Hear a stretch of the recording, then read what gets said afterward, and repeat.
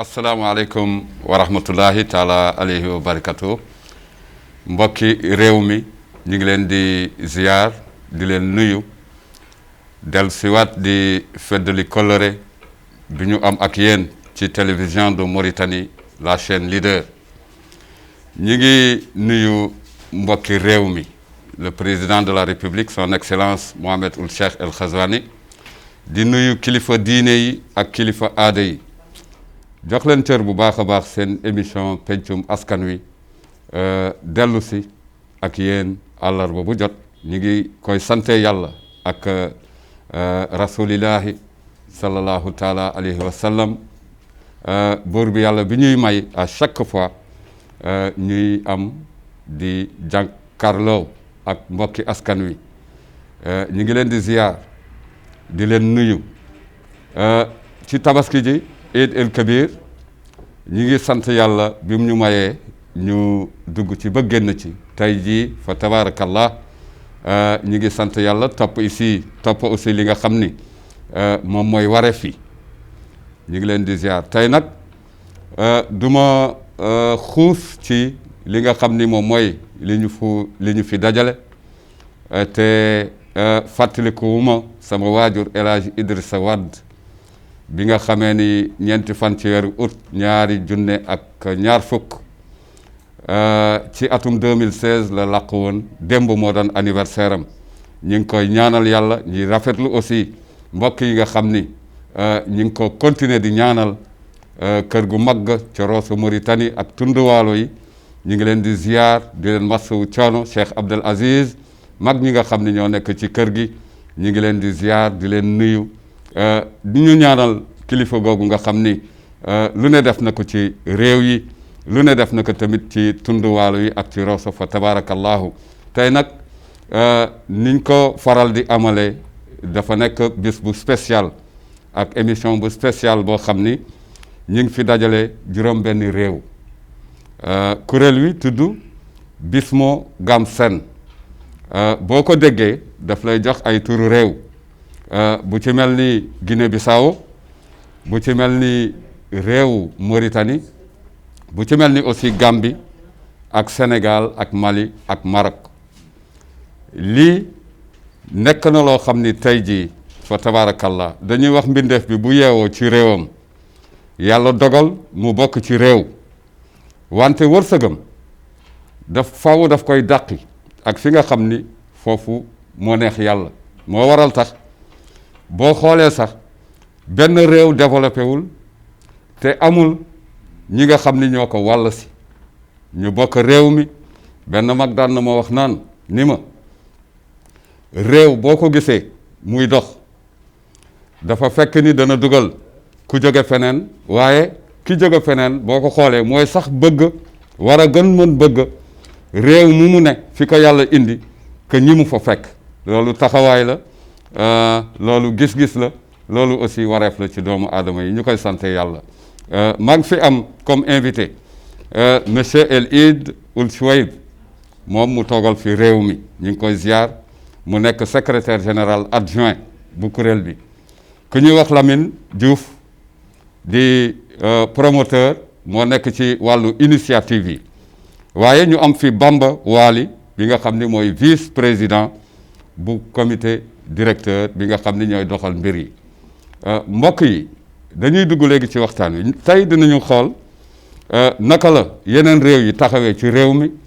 ak liñ fiy doxal lan la fa tabarakallah mu nekk lu am solo damay njëkkee ci Bamba vice président bu comité directeur bi Bamba asalaamaaleykum wa rahmatullahi taala alayhi wa barakatuh. Aleykum salaam wa rahmatullahi taala wa barakatuh. Bon, avant tout d'abord, je me nomme Wali Bamba, vice-président de l'association Bismo Gamsen. Je suis un conseiller municipal de CEPRA.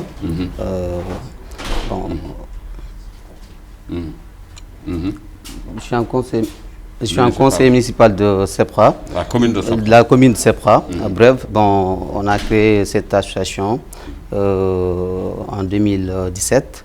Bon, il y avait M. Lamine qui dirigeait ça en tant que promoteur. Bon, en fin de compte, il nous avait présenté l'association. Bon, je l'ai bien dit que bien sûr c'est quelque chose qui est très intéressant et pourquoi pas gérer ça ensemble. Bon, c'est comme ça que je suis rentré dans l'association. Fa tabarakallah Bamba ñu ngi lay ziar bu baax monsieur El Eid Ould Cheyb salaamaaleykum. na nga def salaam ñu ngi lay ziar ñoo ngi lay ziar di la delloo ziar. di nuyu téléspectateur El Mauritania. donc di leen ndokkale di leen wax déwénati ci tabaski bi ñu génn nii. alors di la jaale yow tamit. ci waajur bi fi génn àdduna. alors di nuyu ñëpp. képp ku ñuy seetaan heure bi ñu ngi lay nuyu. di la sant di la gërëm sant waaw fa tabarakallah ñu ngi lay bëggee bu baax a baax. Lamine le promoteur. Bismo Gamsen fa tabarakallah ñu ngi lay nuyu salaamaaleykum wa rahmatullah. maa ngi leen di fay di leen féliciter di leen gërëm di leen sant vraiment Lamine Diouf laa tudd je suis chargé des initiatives ci association Bismo Gamsen boo xamante ne association bi dafa ëmb réew yu bëri boo xamante ne fii la basé ci biir Mauritanie boo xamante ne dañu bëgg vraiment def programme boo xamante ne pour permettre jeunesse africain yi gis seen bopp promouvoir seen talent promouvoir seen activité ba pare ñu créer ce qu'on appelle la promotion de différents corps de métier innovants techniques voilà donc ci la ñuy viser nii pour liggéey ci avec aussi des partenaires aussi au niveau de la Mauritanie et à l'international fa tabarakallah Mouhamadou Lamine maa ngi lay ziar di la bëggee El Eid Covid-19 mu nekk coronavirus gis nga ni juróom-benni weer léegi nit ñi ngi nekk ci tolof-tolofu mbas mi boo leen koy xool yéen ñi nga xam ni da ngeen lëkkale réew yu bare ngeen nekk ci biir réew mi yu Mauritanie naka ngeen dundee coronavirus ak ay taxawaayam. jërëjëf mbas mi nag wax dëgg yàlla moom ba mu lëmbe na àdduna bi ba mu ñëwee métti na te ñëpp jaaxle na ndax lu bees la feebar bu bees kenn xamul fu mu jugee kenn xamul matukaay yu ñu war a jël waaye nag yàlla dafa def ñun suñu réew au niveau de la Mauritanie ñoo ngi gërëm lool suñu gouvernement ak taxawaayu suñu chef de l'État Mouhamadul Cheikhul Qazwani mi nga xam ni teel naa xam mbir mi fu muy jëm ñu jël ay matukaay nag yu tegu ci yoon ñaax nit ñi vraiment mesure barrières yi ñu respecté ko bi nga xam ne muy raxas loxo muy sol masque loolu yëpp ak soriante bi jël ay matukaay yu mucc ayib dimbali aussi néew di doole yi wax dëgg yàlla dugg ci biir kër yi ñëpp képp koo xam ne néew di doole la mu yóbbu fa ay saaku ceeb yóbbu fa ay dëwliñ xam nga daal di may ay saabu may ay javel loolu yëpp vraiment tax na nit ñi mbas mi lu mu métti fii ci Mauritanie daanaka ñoom yëgunu ko bu baax alors ñun nag au niveau de Bismo Gamsen danoo dem ci suñu ressortissants yi nga xam ni des pays membres de l'association ñu dem ñaax leen ñoom tamit xam ni ñoom tamit ci dëkk bi la ñu bokk xam ni war nañu accompagner ñoom itam effort yi nga xam ni état bi mu ngi koy def yaa ngi dégg ñu bu ne lii ci citoyen rek la yam mais ñoom tam ci la mu bokk parce que loolu aussi ci objectif u Bismo Gamsen la parce que nit ki boo wàllu see ci benn réew da nga war a xam ni yow wareefu réew ma waa doomi réew ma sa wareef la yow tamit voilà donc lépp lu ñuy def ñoom tamit pour aar benn mbir yow tamit da nga ci war a bokk parce que seen jàmm mooy sa jàmm yow mi fi nekk donc loolu moo tax ñun tamit ñu ngi saluer lool dégg nga taxawaay bi nga xam ne son excellence Mouhamed Ould Cheikh Al Qazwani mi nga xam ne def na ko ci réew mi ñu tamit encore yamunu foofu lépp fësal ko encore ci suñu dëkkandoo yi fësal dégg nga Mauritanie taxawaay bu mu taxaw ci mbas mi ba nga xam ni à un moment donné dem nañ ba gagné ko mais yàlla def mu amaat une deuxième vague mu ñëwaat donc effort boobu yëpp ñun tamit yamunu ko suñu bopp rek mais dañ ko bëgg a partager ak ñëpp ci wàllu ci dans la sous-région bi nga xam ne ñëpp rafetlu nañ ko waaw fa tabarakallah loolu am na solo trop Lamine damay ñëw ak yow ci li nga xam ni moom mooy comportement barrière yi xam nga bu yàggul dañ koy wax parce que dañu toll woon jamono boo xam ni nit ñi lu ñu yëkkati ci kaddu ci tolof-tolof bi nga xam ni gestion Covid bi indi na ko mooy couvre-feu yi wa ilaa yeewi nit ñi ñu liggéey defe naa ni réew Mauritanie am na ci taxawaay bu am solo parce que wax nga ko léegi ci ndimbal jóge bu ñu jógee askan wi di gérer convenablement li nga xam ni moom mooy mbas mi waaye itam ñu am gis-gisu bàyyi li nga xam ni moom mooy yenn restriction yi ba nit ñi mën a doxi seen soxla Lamine est-ce que loolu bokk na ak nga ni virus bi nekkatul ci réew mi. Oui, bon, bu ma gisee vraiment pandémie vraiment ni mu touché monde bi. Gis naa position Mauritanie ak nu ñu réagir vraiment c'est très efficace. Parce que boo gisee dans tous les pays yoo xamante ne surtout au niveau de l'Afrique Mauritanie moo nekk pays boo xamante ne ñoo gën a am taxawaay bu dëgër. ci Covid-19. Parce qu'ils ont bien défendu jël nañu ay mesures de prévention ay mesures de sécurité yoo xamante ne vraiment c'est excellent. Et voilà donc li ma gis vraiment c'est juste pour féliciter le ministre de la Santé. mais am na mbokk mu ma ni nit ñi lu mu gis li ñu gis jamono yi ginnaaw bu ñu bàyyee li nga xam ni moom mooy nit ñi doxi seen soxla gis nga ni couvre-feu amatul waaw am na mbokk mu ma ni li mu gis ci nit ñi ak comportement yi dafa mel na dañ li leen virus bi nekkatu fi loolu ban jàngat nga ci am. Oui, loolu ça fait partie des décisions qui viennent directement au ministère de la Santé parce que ñoom xam nañu aussi utilité xam nañu jàngat aussi comment parce que bu ñu xasee bay autoriser nit ñi dox cela veut dire que am na vraiment quelque chose boo xamante ça marche. ci bu fekkoon marche yool donc il y aura. ah kon yow sa xel dal na ci. ci mbiru coronavirus. da nga d'accord ci nit ñi ñu bàyyi gestes yi. dem di dajaloo d'accord nga ci. Oui bon pourquoi d'accord naa ci parce que gis naa aussi parce que l'ensemble d'opinion l'ensemble aussi ci état. nee nañu il fallait que ñu bàyyi barrières yi donc population aussi société civile d'accord nañ ci position boobu je pense que ça peut marcher. ça peut marcher voilà. Ça peut marcher mais El It damay desandi ci yow bala may ñëw ci Bamba. ndax gis nga ni jaadu na. tout de suite nit ñi dellu ci même activité yu ñu nekkoon bi nga xamee ni coronavirus ñëw fi. waaw Covid bi ba mu ñëwee wax dëgg yàlla moom tënk na activité yëpp wax dëgg yàlla. alors ba nga xam ni sax état bi defoon na ay mesures de couvre-feu. lépp pour nit ñi bañ a dajaloo. loolu yëpp aussi résultat am gis nañ ko. bon ñàkk dajaloo bi ak couvre-feu bi wax dëgg yàlla am nañ ci ay résultats yu am solo yoo xam ne vraiment ba léegi nii boo gisee mbas mi sax mu ngi fiy waaj a dem ndax cas yi déjà léegi ñu ngi gën a wàññeeku ñi nga xam ne ñu ngi wér ci Covid bi ñoom ñu ngi gën a yokk alhamdulilah. ça veut dire que Mauritanie léegi actuellement tolloon na fi nga xam ne maîtrise de cette pandémie donc ñun alhamdulilah maîtriser na li nga xam ne mooy pandémie bi. alors comme liggéey mënta ñàkk. comme doomu aadama bu nekk da nga war a génn sa kër chaque suba teel. pour dem indil la sa njaboot. gouvernement bi xam ko son excellence Mouhamadul Cheikh Al Ghazouani xam loolu. xam ni doomu aadama it foo ñu dem ci seen i occupation muy leen dinaa lever couvre-feu bi. di ngeen dem liggéeyi. waaye kat prudence.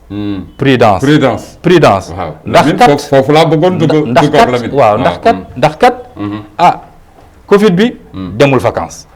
Covid baa ngi fi. feebar baa ngi fi. donc ba léegi rek. ngir yàlla léegi suñu responsable pour léegi ñu dindi ko fi carrément loolu suñu responsabilité ñun. en tant que citoyen. en tant que ressortissant de tous les pays membres de Bismo Gamsen. ñi nga xam ne ñoo nekk fii ci réew mi. ñoom itam am na la forte responsabilité ñu accompagner ñu ci loolu. mooy prudence. ñu wàññi ndaje yi. mesures barrières yi ñu continuer di ko def. parce que tant que benn cas. ñu ngi tudd benn cas ci réew mi. ça veut dire que le Covid moo ngi fii ba tey. am na lu ñuy wax éducation citoyenne réewu Sénégal boo koy xool am nañu ay représentants ay ressortissants ci biir association bi waaw boo xoolee réew mi nga jóge ay réalité am ndax ki nga xam ni moo wàll si ci réew mi même comportement lay indi ci réew mi mu jëmal la loolu Bamba yow laa koy laaj en tant que vice-président est-ce qu'il est normal aujourd'hui que la personne qui vient d'un autre pays peut amener les mêmes comportements dans le pays hôte? Bon, M. Wade, Bon, je reviens sur le Covid-19. En fait, comme vous avez dit, est-ce que c'est possible que quelqu'un quitte un autre pays et revenir avec le comportement qu'il a, est-ce que nous aussi on peut comporter comme la personne, comment il est comporté. Bon, je me suis dit que bon, dès qu'il y a eu le Covid-19, les mesures qu'on avait pris notre pays ici, bon, ça nous avait porté beaucoup de choses et ça nous avait permis de faire nos activités sans avoir beaucoup de mal à la Covid-19. Bon, s'il y a un étranger chez nous, bon, je pense que le comportement qu'il a et on devrait doit pas être conforme au comportement qui sont dans le pays. Lamine, dañuy faral di wax ni réew mi comportement citoyen étranger yi dafa dem ba jéggi dayo ndax loolu kuréel wi xalaat na ko naka ngeen di def ba réguler comportement yi ba benn étranger du fi am problème parce que réew yi ngeen cité nii ñoom ñëpp ñu ngi ci réew mi kuréel wi naka ngeen natte seen activités yi ba mën a sensibiliser ñëpp ñi nga xam ni moom la monsieur Bamba wax sensibiliser ressortissants yi fi nekk yi ba ñu conforme ak réalité yi nga xam ni moom la réew mi di doxe ndax am ngeen ci gis-gis. D'ailleurs Bismo Gamsen am na statut en règlement intérieur. am nañu commission de discipline boo xamante ne peut permettre chaque citoyen chaque étranger bu fi nekk mu mën a dox ci loolu.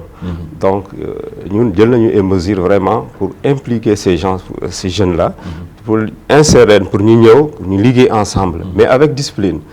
orienter leen jàngal leen aussi comment ñu toogee ci réew jàmbur te duñ ci am problème kenn du la laal ku la tooñ aussi on est prêt à soutenir mais il faut nga doxal ci charte réew yi lu muy laaj donc c'est pour cela Bismo Gamsen du association kese nii rek mais dafa nekk initiative la boo xamante ne dafay ñëw pour jàngale pour joxe éducation sur le plan ci domaine yëpp donc aussi pour promouvoir aussi ces jeunes dans leur activité donc boo indee nit aussi di ko jàngal dara il faut nga encadrer ko pour mun a dox pour mun a dem donc c'est pour cela actuellement ñu ngi sur le terrain pour travailler ensemble avec l'ensemble de ces ressortissants pour les impliquer pour les orienter jox leen aussi des possibilités pour ñu mën a doxal comme léegi ndax mbokk mi jóge beneen réew El lu ko neex lay def ci réewu jàmbur alors ban comportement nga bëgg le citoyen qui arrive bu ñëw ci réew mi comme réewu Mauritanie ban comportement nga ko bëgg a jox lan lay njëkk a def bu dalee ci réew mi. waaw jërëjëf en tout cas dëkk mënta ñàkk étranger. parce que doomu aadama day tukki. boo tukkee ñëw ci réew. surtout ñun fii ci Mauritanie nga xam ne macha allah dañu bëri ay ressources bëri ay étrangers yoo xam ne dañuy ñëw ñëpp ci ëpp ay liggéey moo leen fi indi. yaa ngi dégg wax dëgg yàlla ñoom itam seen nekkin ci réew mi aussi nekkin bu ñuy rafetal. alors ku ci ñëw rek. war nga wax dëgg yàlla lii di charte réew mi. lii di yoonu réew mi. lii réew mi bëgg. yëpp nga dox ci. lii réew mi di tere. wax dëgg yàlla yow itam war nga ko bàyyi.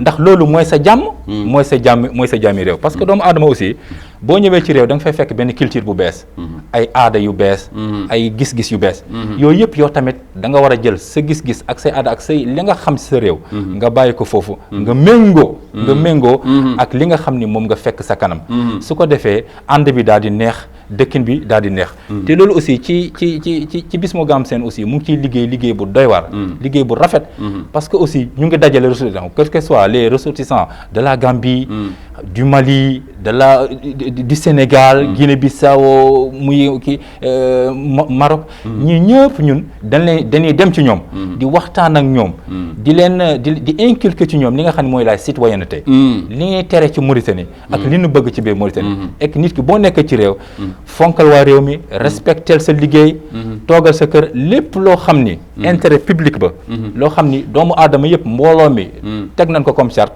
yow tamit boo dikkee rek bul ni lii bokk ma ci étranger la déedéet dugg ci bokk ci ndax loolooy sa jàmm looloo mooy jàmmi réew mi loolu mooy jàmmi réew mi am na solo trop dama koy bamtuwaat di lancer un appel fii maa ngi wax ak ñii ngeen boot di étranger yi réew mi nekk réew bu respectable bu ñu mandargaal di République islamique de Mauritanie wax nga léegi waree fi kenn dootu ci dollu comportement taxawaay bi nga xam ne étranger bi moom la war a am ci réew mi jaar nga si duma ci dellu mais dafa nekk mbir moo xam ni man ma am yaakaar ni nit boo bàyyeekoo sa réew ñëw sa réew yaay gën bëgg réew mi nga ñëw ki nga xam ni fa nga ko fekk parce que passoire la te am naa yaakaar ni ñëw ci réewu jàmbur def fa naka su dul noonu loolu bokk na seen i ay jéego seen relation ak ambassade yi waaw juróom benn ngeen fi am donc je pense que ak li ma yaakaar am ngeen lëkkaloo boo xam ni war ngeen ko am ak ambassade yi naka la situation boobu la oui donc ci au niveau des ambassades yoo xamante ne ñu ngi fii ci biir Nouakchott parce que boo xoolee ci organe boo xamante la composition des organes de Bismo Gamsen moo xam dafa am 4 organes mooy conseil d'administration l'assemblée générale et le comité directeur et les commissions décentralisées donc le comité directeur boo xam ne moom mooy superviser aussi activité à tous les niveaux donc ñooñu dañ leen di jël tous les présidents des communautés étrangères yi nekk au niveau de Nouakchott chaque communauté da leen impliqué ci comité directeur pour ñu mën a bokk ci bureau comité directif bi pour mën aussi échanger avec ñiy liggéey fii au niveau des ambassades bu ñu amee des rencontres avec l'ambassade ñoo ñooy jël directement rendez-vous avec leur ambassade pour ñu gisee donc ñoo ñooy faciliter des rencontres et tout donc ñu ngi ci liggéey boobu ak ñoom et déjà jël nañu déjà ay rendez-vous il y avait la fois dernière avec l'ambassade du Maroc alors mu tombé juste ak Covid bi mais on est en train de préparer pour xool comment travailler ensemble parce que il faut ngeen yëgoo ambassade moo fi représenté réew bu ci mel ni Sénégal am na fi ambassade tolof yi ak yenn jéego yi il faut ñu am référence war ngeen mun dimbali ambassade yi ñu mën a am référence ci doomaanu réew mi ñu représenté fii ci ay doxalin ak ci wareef yi nga xam ni moo concerné réew mi damay ñëw ak Bamba monsieur Bamba maa ngi jégalu ndax émission wolof la ñu rek ci kàllaama bi mais ñu comprendre Bamba un étranger vous êtes conseiller municipal un étranger qui arrive dans la commune qu'est-ce qu'il doit faire? Bon, la première chose, en étranger, une fois à la commune, on sait que tu es dans la commune de Sokka, par exemple. Quand tu es venu, sache qu'il y a des mesures à respecter, que les citoyens ont respecté. Et pareil que toi, en tant qu'un étranger, bon, je vais juste donner un exemple. Si tu pars en étranger, quand tu trouves tout le monde sous la table, toi, qu'est-ce que tu dois faire? Il faut être sous la table. Effectivement, c'est ça, c'est ce que je peux conseiller en tant qu'un étranger dans la commune. Voilà. Merci. Loolu am na solo ci wàllu culture économie la ñuy ñetteel parce que ñëw ci réewu jàmbur tamit am fa njëriñ baax na am loo fa liggéey ba ñu ràññee la nga dugg ci développement réew mi am na solo mais ci wàllu culture dafa mel ni am na ñu ngeen di lëkkalool ci réew yi parce que porteur de voix yi bare nañu ñu leen mën dimbali aussi bare nañu ci liggéey bi fan ngeen toll ci wàllu culture. jërëjëf donc xam nga ñun Afrique suñu richesse. mooy suñu culture. mooy suñu base moom la ñu ñëpp di ràññee. xëy na suñu am-am néew na doole. waaye suñu culture riche na.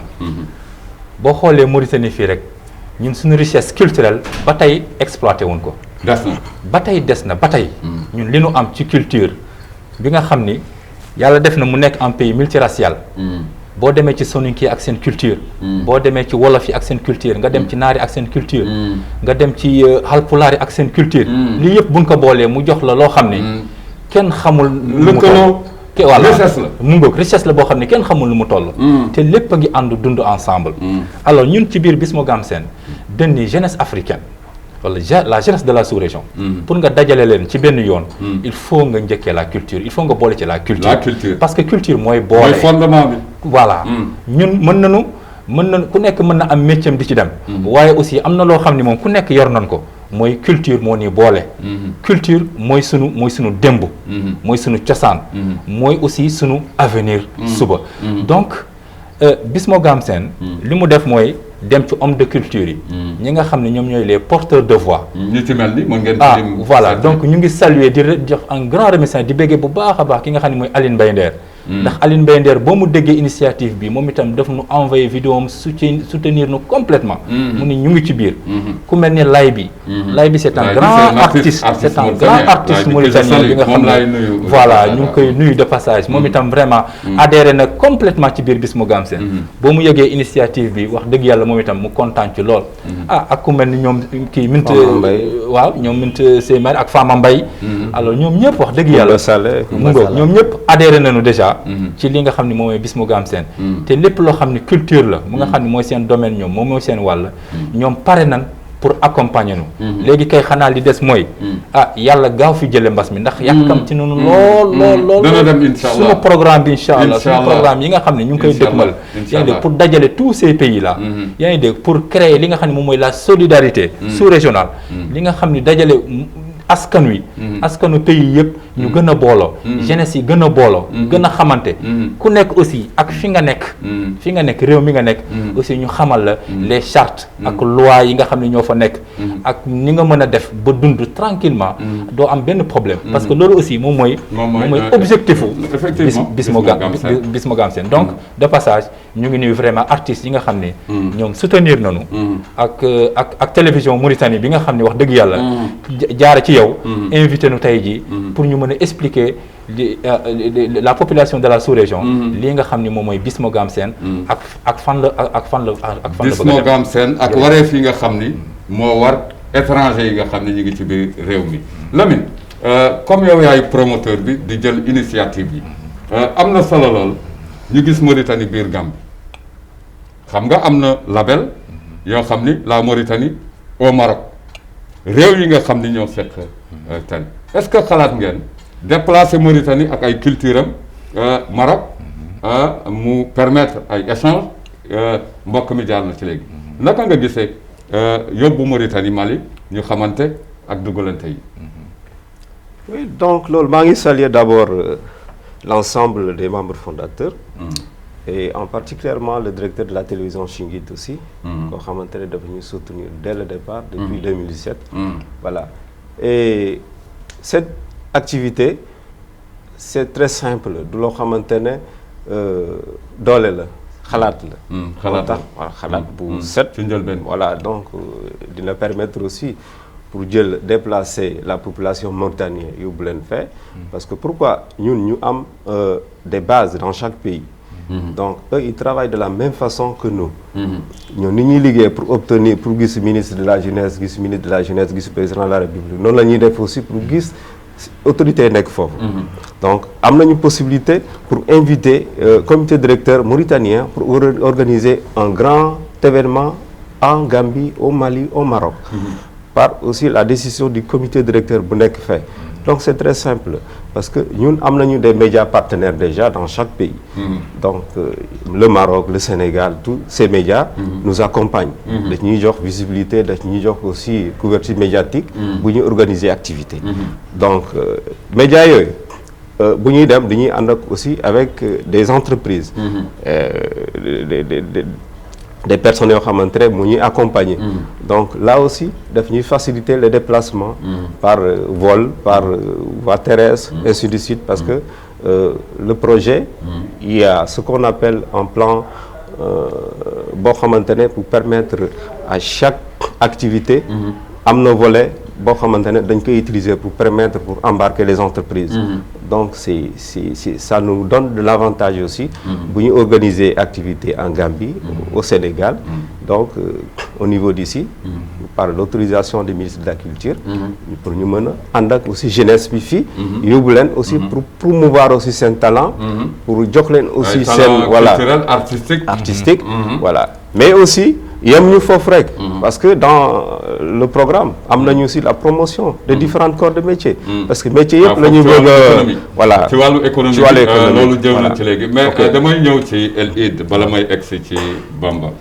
El Id boo doon wane Mauritanie ci réewu Gambie looy yóbbu ah Mauritanie loolu moom question bu ma neex la wax dëgg yàlla parce que ndax Mauritanie yàlla dafa def.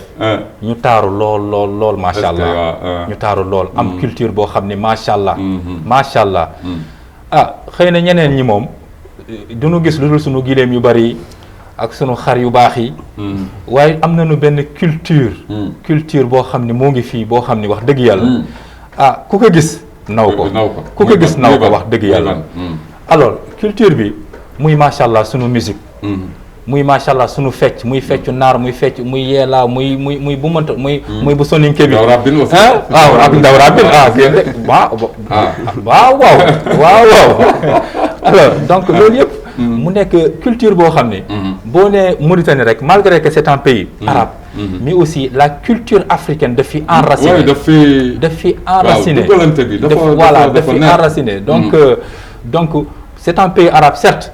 mais aussi boo ñëwee fii di nga fi gis leneen lu dul loolu di nga fi gis aussi culture les communautés négro-africaines yi nga xam ne ñoo fi nekk ñoo fi def alors Mauritanie ñun dañu tolloon pays boo xam ne daanaka ñeneen rek ñooy ñëw dina teg seen i initiative ñun dañ ni loolu ñun jeunesse bi léegi dañ ni avec cette ouverture bi nga xam ne ci jamonoy Mouhamadul Cheikhul Qazwani nga xam ne vraiment ñëpp dañ ci ànd ni vraiment indi na lu bees ci réew mi indi na ouverture muy wàllu politique muy wàllu économie wax dëgg yàlla maa ngi saluer vraiment le grand programme bi nga xam ni ay mashru'i mustaqbali bi nga xam ni ñu ngi ko tëral fii ci ministère de l'emploi et de la jeunesse donc vraiment mu nekk loo xam ne mu ngi booster la jeunesse mauritanienne donc loolu ay exemple la yoo xam ne ñun actuellement nii ñu ngi koy wane lu ñu war a fësal la parce que aussi ñun am nañ lu bëri loo xam ne mën nañ ko wan l'étranger wan ko suñu mbokk sénégalais yi wan ko sunu mbokk Mauritanie ñoom itam aussi ñu wan ñoom itam seen i expérience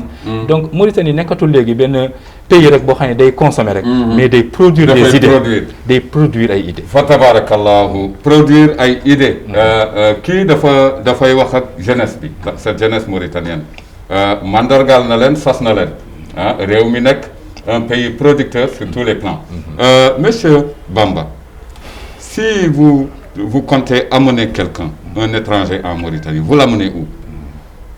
Pour qu'il puisse voir ce qu'il y a de bien dans le pays. Bon, M. Wade, comme on vient d'entendre le nom, Bismo Gamsen, ça réunit normalement 6 pays. 6 pays africains. Bon, je te donne un exemple. Quand tu nous invites entre les 6 pays-là, bon, en Gambie, exemple. Non, je veux dire, quand vous avez un étranger qui arrive dans le pays, vous l'amenez où pour qu'il puisse voir nos valeurs? Monsieur Ed vient de le dire. Bon, si un étranger qui est dans nos pays, exemple, notre pays, exemple, en Mauritanie. Bon.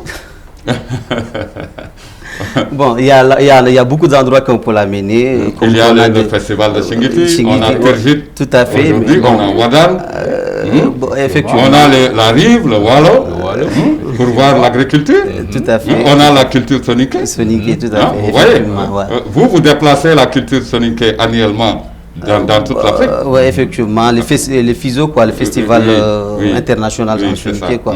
Bon, c'est ça. Si on a un étranger ici, c'est qu'on a beaucoup d'endroits actuellement en Mauritanie qu'on peut l'amener. Bon, comme vous venez de dire. On est un pays très riche quand même. Machallah. Merci. Bambo, économiquement, main-d'œuvre locale. ndax am ngeen ci gis-gis Lamine xaw na ci dugg léegi naka ngeen gisee présence su étranger yi ak participation ci main-d'œuvre locale autour de ça Bismo Gamsen naka la ko gisee ak naka ngeen natt liggéey ci mbir moom dëgg la donc étranger yi wax dëgg yàlla bu ñu ñëw fii li seen premier objectif li ñu def seen xel wax dëgg yàlla mooy liggéey parce que boo gisee fii métier yi ci ëpp léegi wala avant sénégalais ñoo ko doon def mais léegi aussi jeunesse mauritanien yi ñoom itam yeewu na ba nga xam ne ñoo ne ñun suñu réew ñun ñoo ko mën a tabaxal suñu bopp suñu réew ñun ñoo ko mën a defal suñu bopp certes dañuy xëjal ñeneen ñi ñu ñëw ñu échangeante ak ñoom li nu am ci xam-xam ñu échangeante ak ñun tamit li nu am ci xam-xam ñu proposé la ñun tamit dinu xam donc wax dëgg yàlla muy ko ci wàllu maçonnerie bi muy ci wàllu menuiserie muy ci wàllu ñu ngi ci gis vraiment ay jéego yu am maanaa alors donc le jeune mauritanien aujourd'hui formé formé wu na te aussi ñàkk formation léegi kenn mënatu ko nangu kenn mënatu ko nangu. kenn mënatu ko nangu waaw, il faut nit ki am voilà métier. loolu aussi ci objectif Bismo Gamcen la bokk la formation professionnelle ndax aussi bépp jeune yow boo amul formation rek doo mën a liggéey doo mën a liggéey donc loolu moo tax ñun ñu miser sur la formation même suñu ressortissants yi nga xam ne dañuy ñëw parfois yàlla dafay def dañu defoon Mauritanie di c'est un pays de passage rek vers l'Europe wala vers les Espagnes wala tout ça léegi bu ñu ñëwee fii dañuy gis ay opportunités yu bëri yu ubbeeku léegi yaa ngi dégg ba nga xam ne ñoom dañuy préférer sax toog bu ñu toogee te amuñu formation ñun ci biir Bismo Gamcen suñu gis-gis mooy ñu defal leen benn formation boo xam ne dinañ mën a jëriñ seen bopp jëriñ réew mi nga xam ne ñoom dañoo ñëw pour nekk fi waaw jërëjëf Lamine xam nga boo ne bu ma jëmee ci wàllu la question des mbindaan ni ko wolof di waxee la femme ménagère présence bi am na fi boo xoolee en grande partie c'est les femmes étrangères ñooy liggéey ci kër yi par exemple di daan seen doole am ngeen gis-gisu accompagner leen ci yenn tolof-tolof yi ñu am ci réew mi parce que nit ki bu ñëwee di liggéey ci biir kër beneen nit bu koy fay am na benn sensibilité bu fa nekk dafa sensible parce que faaw dina la bàyyi nga dugg ci chambre à coucher faaw dana la bàyyi nga dem ci kër gi comme doomam loolu est-ce que taxaw ngeen pour yar ak dolli jukko ju baax ci ñi nga xam ni ñooy dem di liggéey ci biir kër yi parce que bare na tolof-tolof yi muy indi ci réew mi. Oui, dans ce cadre-là mbindaan yi dañuy am problème parfois fu ñuy liggéey. Aussi patron yi aussi parfois dañuy am problème aussi avec mbindaan yi aussi parfois aussi. Vice versa. Voilà day am mais jël nañu programme boobu dañ ko étudier boole ko ci Bismo Gamcen non seulement pour recruter multiservice dañ koy tuddee multiservice boo xamante ne liggéeykat yi parce que boo nee promotion de différents corps de métier ëmb na tout mbindaay yi ñu ci biir il faut les encadrer ñoom war ñu jël décision boo xamante ne da ngay ñëw rek sans contrat pour ñëw liggéey ci kër loolu il fallait que Bismo Gamcen jël na mesures ñu ngi xool comment orienter ces bonnes là indi leen booy dem di liggéey il faut ñu ñëw jël la ci ñun def un contrat et puis pour ñu mën la surveiller de près ñëw chaque week-end ñu ñëw xool est-ce que ça marche bon patron bi bu lay jël aussi dina la jël avec des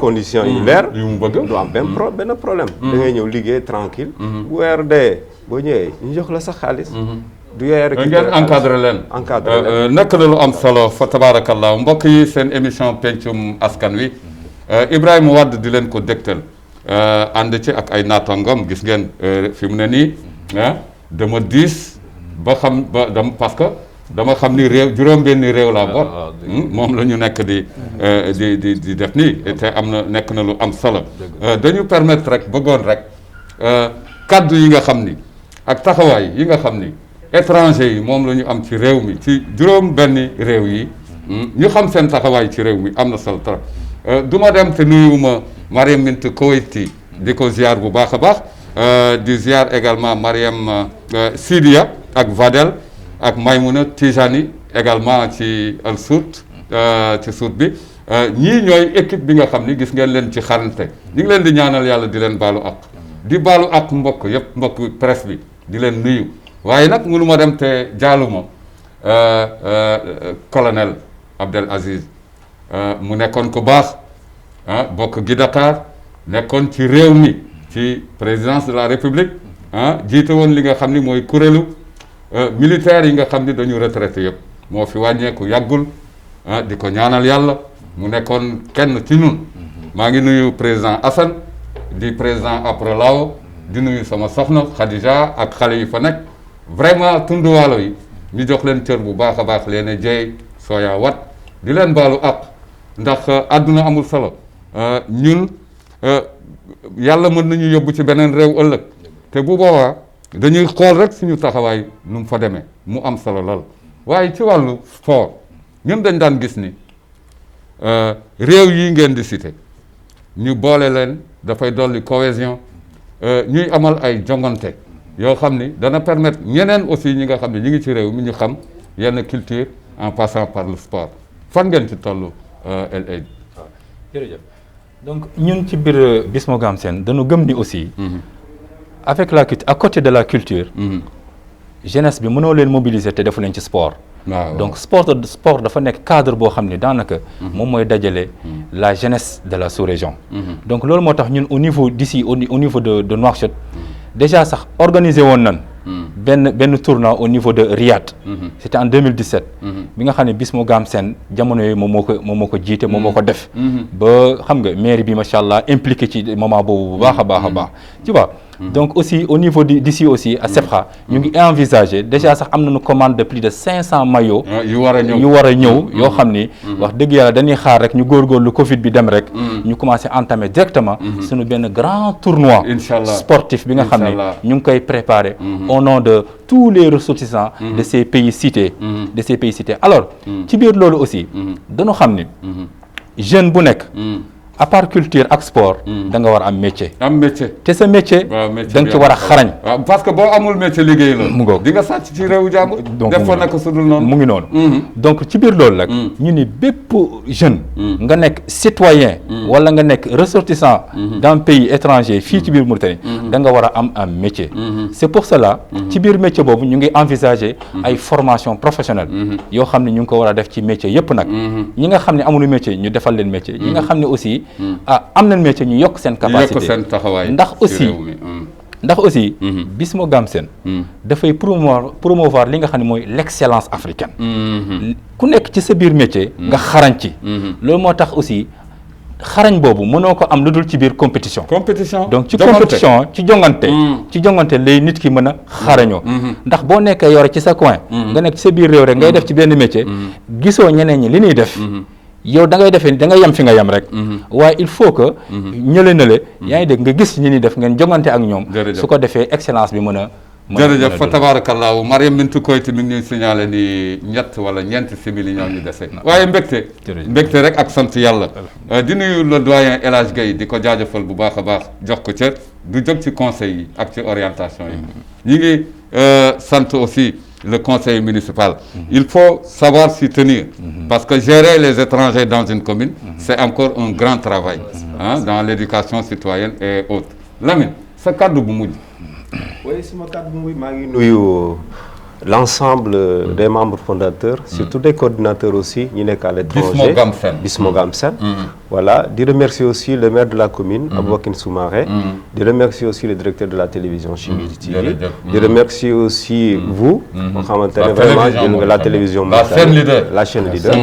Voilà, donc et aussi sans oublier aussi les artistes, ñoom Fama Mbaye, ñoom Laye Bi, ñoom Aliou Mbaye Nder.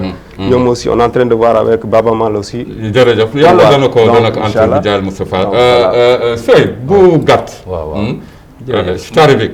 ما إيابني بك سهلة مرحبا يا مرحبا الحمد لله اني جيتني في لغتي اللي نفهم والله الحمد لله ايوه دونك نحن في Bismo Gamsen ارتئينا عن الشاب الموريتاني يالطو هو زاد يعود منتج للافكار منتج للمبادرات منتج للمبادرات نحن هون في موريتان عندنا ياسر قد نعتوه في ثقافتنا في صناعتنا التقليديه في سياحتنا اللي يلتنا نعتوه للخارج نعتوه لجيراننا هي كان ان شاء الله في هاي حقبه الشيخ محمد القزواني اللي هي حقبه الانفتاح هي حقبه العمل الجاد اللي من الساعه اللي جاء نعتنا لا شغله اشتغلوا يا الموريتانيين وعليكم اللي رانا مذمنين الجهود المبذوله لمكافحه هذا الوباء اللي الحمد لله عندنا شبه من ياس من الدول اللي حالا راك تعطي نتيجتها حمد المناشئين Bismo Gamsen نادي لها جميع الناس جميع المسؤولين بيلا هي مشروع وطني يقع من الوطن الى خارج الوطن من داخل الوطن الى خارج الوطن لان نحن ما نقدر ولا منقفلين على رؤوسنا عندنا احسن الاشياء اللي قد نقدمه للعالم jërëjëf mbokki shababul Mauritanie la قدام فتبارك الله ان شاء الله ربي mbokk yi ñu gërëm leen sant leen di leen jaajëfal seen émission pencum askan wi ki leen ko doon dégtal di Ibrahima Idriss di leen ziar di leen ñaanal jàmm ci réew mi yàlla na mbas mi génn ci réew mi coronavirus génnal ci réew mi incha allahu rabbi mbokk yi geste barrière yi raxas loxo takk masque moytu jogeyantoo bi nekk na lu am solo toute l'équipe maa ngi leen di gërëm di leen jaajëfal alhamdulillahi rabbil alamin ba àllarba bii di ñëw wa imaanillah di leen sant di leen gërëm di leen ñaanal yàlla fa tabarakallahu